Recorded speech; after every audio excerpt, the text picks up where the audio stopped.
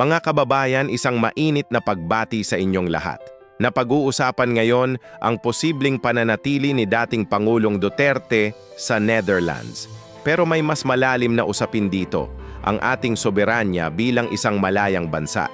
Bakit nga ba natin hahayaan na pakialaman ng ICC ang ating internal na mga usapin? Hindi ba tayo mismo ang may kakayahang humatol sa ating mga leader? Para sa karaniwang Pilipino, si Duterte ay kumakatawan sa tapang at determinasyong protektahan ang ating bayan. Sa kanyang termino, naramdaman ng masa ang tunay na pagbabago at malasakit sa kapakanan ng bawat Pilipino. Kahit saan man dalhin ang usaping ito, hindi mababago ang katotohanang si Duterte ay naging instrumento ng pagbabago sa ating lipunan. Hindi ito tungkol sa lugar kung saan siya mananatili. Ito ay tungkol sa ating karapatan bilang isang soberanong bansa. Salamat sa inyong pakikinig. Huwag kalimutang mag-subscribe para sa mas marami pang balita at update. Mabuhay ang Pilipinas!